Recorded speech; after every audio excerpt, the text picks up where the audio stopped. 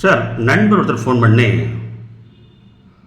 Sir தமிழ்நாட்டில் என்ன sir ஒவ்வொரு வாட்டியும் ஒரு திரைத்துறையை சேர்ந்தவர்களே தமிழகத்தினுடைய முதலமைச்சராக வர்றாங்களே, தமிழ்நாடுன்னு ஒரு வித்தியாசமான மாநிலமாக இருக்கிறதே கேட்டார். சார், நான் அப்போ தான் யோசிச்சு பார்த்தேன். சார், 1947 இந்தியா சுதந்திரம் கிடைச்சது.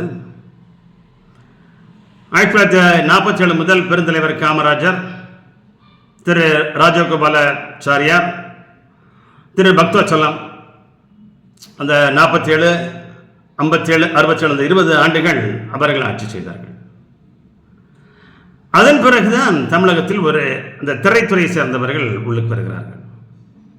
நாடக நடிகர், நாடகத்தினுடைய எழுத்தாளர், அந்த நாடகத்தினுடைய வசனகர்த்தாவாக இருந்த திரு CN அண்ணாதுரை அவர்கள் 1967 தமிழகத்தினுடைய முதலமைச்சராகிறார். திரைத்துறையை சார்ந்தவர், நாடகத்துறையை சார்ந்தவர். அவருடைய மறைவுக்கு பிறகு நாடகத்துறையில் இருந்து வசனகர்த்தா, எழுத்தாளர், நடிகருமாய் இருந்த திரு முத்துவேல் கருணாநிதி அவர்கள் முதலமைச்சராகிறார். 67 முதல் 77 வரை திரைத்துறை, நாடகம், திரைத்துறையை சேர்ந்தவர்களே முதலமைச்சராக இருக்கிறார். 1977 முதல் 87 வரை ஒரு முழு நேர நடிகராக இருந்த திரு MG ராமச்சந்திரன், எம்ஜிஆர் அவர்கள் 10 ஆண்டுகள் தமிழகத்தினுடைய முதலமைச்சராக இருக்கிறார். அவர் ஒரு நடிகர். 87 காலம் முடிந்த பிறகு 87 முதல் அந்த நடந்த தேர்தல் சித்து விளையாட்டில் திரைத்துறையைச் சேர்ந்த வசனகர்த்த கருணாநிதி அவர்களுக்கும், அண்ணா திராவிட முன்னேற்ற கழகத்தில் இருந்து பிரிந்த செல்வி ஜெயலலிதா, நடிகை செல்வி ஜெயலலிதா அவர்களுக்கும், நடிகை ஜானகி அவர்களுக்கும் 3 பேருக்கும் போட்டி. சூரியன், புறா, சேவல், இந்த 3 சின்னங்களும் போட்டி. 3 பேருமே திரைத்துறையை சேர்ந்தவர்கள். அதில் ஜானகி அம்மையார் அவர்களும் ஜெயலலிதா அவர்களும் அண்ணா திராவிட முன்னேற்றத்தில் பிரிந்து ஒரு போட்டியிட்டதால் அந்த 2 கட்சிகளும் தோற்கடிக்கப்பட்டு திரு கருணாநிதி, வசனகர்த்தா, திரைத்துறை சேர்ந்த திரு முத்துவேல் கருணாநிதி முதலமைச்சராகிறார். அதனைத் தொடர்ந்து 1991 நடைபெற்ற சட்டமன்ற பொதுத் தேர்தலில் செல்வி ஜெயலலிதா, நடிகை செல்வி ஜெயலலிதா அவர்கள் தமிழகத்தினுடைய முதலமைச்சராக பதவியேற்கிறார். ஒரு நடிகை, ஒரு திரைத்துறையை சேர்ந்தவர். அதனைத் தொடர்ந்து 1996 நடிகர் ரஜினிகாந்த் அவர்கள் மீண்டும் செல்வி ஜெயலலிதா ஆட்சிக்கு வந்தால் இந்த நாட்டை, தமிழ்நாட்டை ஆண்டவனால் கூட காப்பாற்ற முடியும் என்று ஒரு அறிக்கை விடுகிறார், பேசுகிறார், சொல்லுகிறார். அதனுடைய எழுச்சியாக காங்கிரஸ் 2ஆக பிரிஞ்சு, காங்கிரஸ், தமிழ் மாநில காங்கிரஸ் 2ஆக பிரியுது. தமிழ் மாநில காங்கிரஸ் திராவிட முன்னேற்ற கழக கூட்டணி வச்சு, அப்பொழுது ரஜினிகாந்தனுடைய ஆதரவோடு திராவிட முன்னேற்ற கழகம் 1996 ஆட்சி அமர்கிறது. ஒரு திரைத்துறையை சேர்ந்த திரு நடிகருடைய குரலால் ஒரு வசனகர்த்தா திரு முத்துவேல் கருணாநிதி முதலமைச்சராகிறார். சார், 2001 மீண்டும் திரைப்பட வசனகர்த்தா, எழுத்தாளர், கதை வசனத்தினுடைய தலைவராக இருந்த திரு கருணாநிதி அவர்களுக்கும், அண்ணா திராவிட முன்னேற்றனுடைய பொதுச் செயலாளர் கொண்ட நடிகை செல்வி ஜெயலலிதாவுக்கும் போட்டி. அந்த 2001 நடைபெற்ற அந்த போட்டியில் மீண்டும் திரைத்துறையைச் சேர்ந்த நடிகை செல்வி ஜெயலலிதா தமிழகத்தினுடைய முதலமைச்சராக பதவியேற்கிறார். 2006 கருத்து எம்ஜிஆர் என்று சொல்லிக்கொண்டு நடிகர் விஜயகாந்த் அவர்கள் தேசிய முற்போக்கு திராவிட கழகம் என்ற ஒரு கட்சியை ஆரம்பித்து 2006 போட்டியிடுகிறார். 2006 போட்டியிட்டு ரிஷிவந்தம் தொகுதியில் வெற்றி பெற்று MLA ஆகிறார் நடிகர் விஜயகாந்த் அவர்கள் 2006. அப்பொழுது ஒரு அரசியல் மாற்றம். 2009 நடிகர் சீமான், இயக்குனர் சீமானும் அப்பொழுதுதான் கட்சி ஆரம்பிக்கிறார். அவரும் திரைத்துறையை சார்ந்தவர்.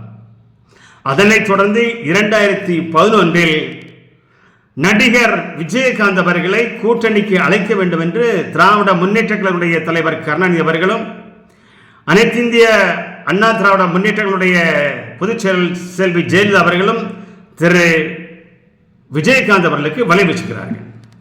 திரு விஜயகாந்த் எந்த கூட்டணியில் சேர்கிறாரோ அவர்தான் வெற்றி பெறுவார் என்ற ஒரு முனைப்பு வருகிறது தமிழகத்தில்.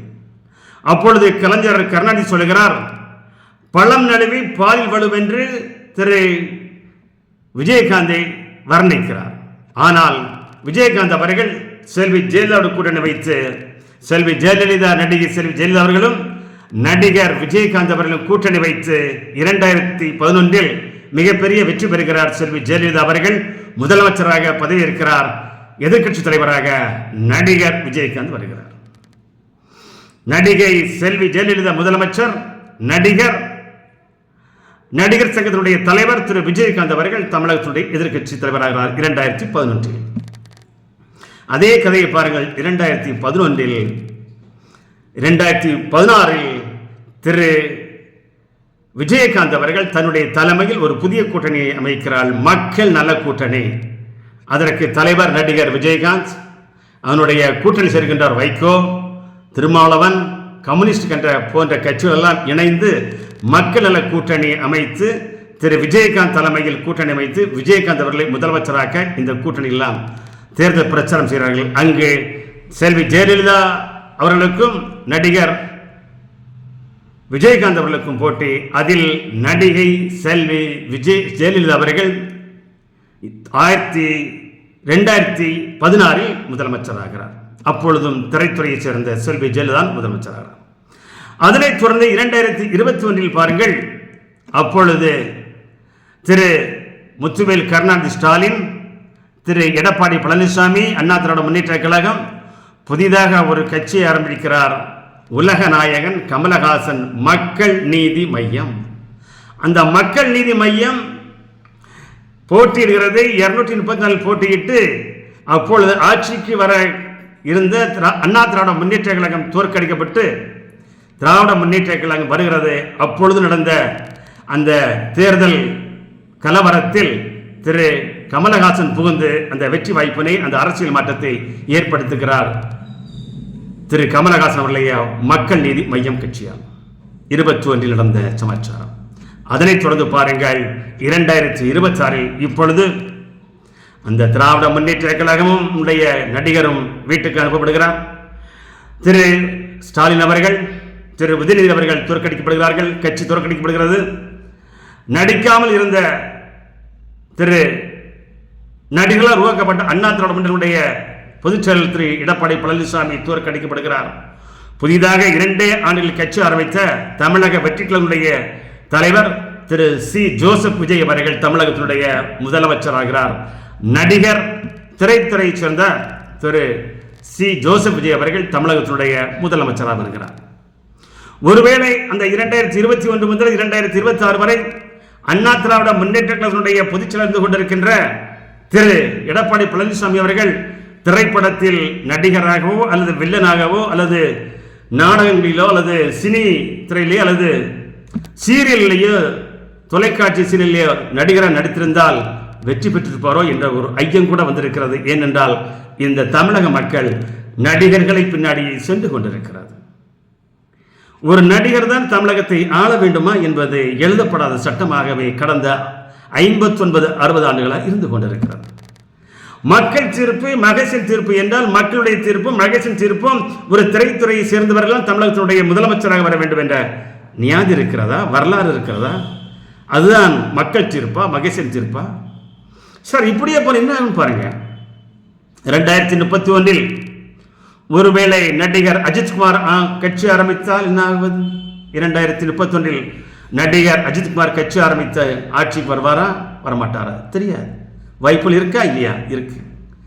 ஏன் தனுஷ் கூட கட்சி ஆரம்பித்து அரசியலுக்கு வரலாம், வெற்றி பெறலாம். ஏன் அதையும் தாண்டி நடிகர் சிவகுமாருடைய மகன் சூர்யா அவர்களும் கார்த்திக் அவர்களும் அண்ணன் தம்பி 2 புது காம்பினேஷன்.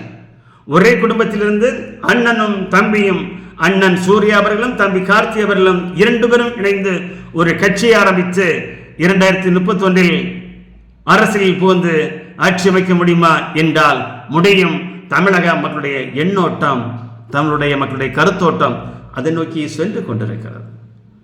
நண்பர்களே, அதைவிட பாருங்கள், ஒருவேளை சிவகார்த்திகேயன் சிவகார்த்திகேயன் 2031 அல்லது 2036 கட்சி ஆரம்பித்து அரசியல் புகுந்து அவரும் ஒருவேளை எம்எல்ஏ ஆக வாய்ப்பு இருக்கிறதா இல்லையா? சிந்தித்து பாருங்கள். CN Annadurai, M Karunanidhi, MG Ramachandran, செல்வி ஜெயலலிதா, திரு ஸ்டாலின், நடிகர் ஸ்டாலின், இன்று விஜயகாந்த், கமலஹாசன், திரு ஜோசப் விஜய், சீமான் போன்ற நடிகர் பட்டாளமே திரைத்துறையை சேர்ந்தவர்களை தமிழகத்தை ஆளுகின்ற அதிகாரம் இந்த தமிழக மக்கள் கொடுத்திருக்கிறார்களா? மக்கள் தீர்ப்பு மகேசன் தீர்ப்பு என்றால் இந்த தீர்ப்பை நாம் எப்படி ஏற்றுக்கொள்வது? கடந்த 59-60 ஆண்டுகளாகவே திரைத்துறையை சேர்ந்தவர் தான் தமிழகத்தை ஆள முடியுமா? ஆள்வதுதான் மக்கள் அவர்களுக்கு அதிகாரம் கொடுக்கிறார்களா, வாக்களிக்கிறார்களா என்றால் ஏற்றுக்கொள்ள முடியுமா என்பால் தெரியவில்லை. பதில் தெரியவில்லை. உங்களுக்கு தெரிந்தால் சொல்லுங்கள். இந்த உலகம், இந்த தமிழகம் ஒரு திரைத்துறை பின்னாலேயே சுற்றி கொண்டிருக்கிறது. பின்னாலே அவர்களுக்கு சென்று வாக்களிக்கிறார்களே, இது நல்லதொரு மனமாற்றமா? நல்லதொரு மாற்றமா? இது தேவையா? இது எங்கே சென்று முடியும்? அஜித்குமாரா, தனுஷா, சூர்யாவா, கார்த்திகா அல்லது சிவகார்த்திகனையா? இந்த தமிழகம் எங்கு சென்று கொண்டிருக்கிறது? யார் பின்னாடி சென்று கொண்டிருக்கிறது? மக்களை சிந்தியுங்கள். மக்கள் தீர்ப்பு மகேசன் தீர்ப்பு என்றால் கடவுளே நீங்கள் தான் பதில் சொல்ல வேண்டும், நீங்கள் தான் வழிகாட்ட வேண்டும் இந்த தமிழகத்தை என்று கூறி விடைபெறுகிறோம். நன்றிகள்.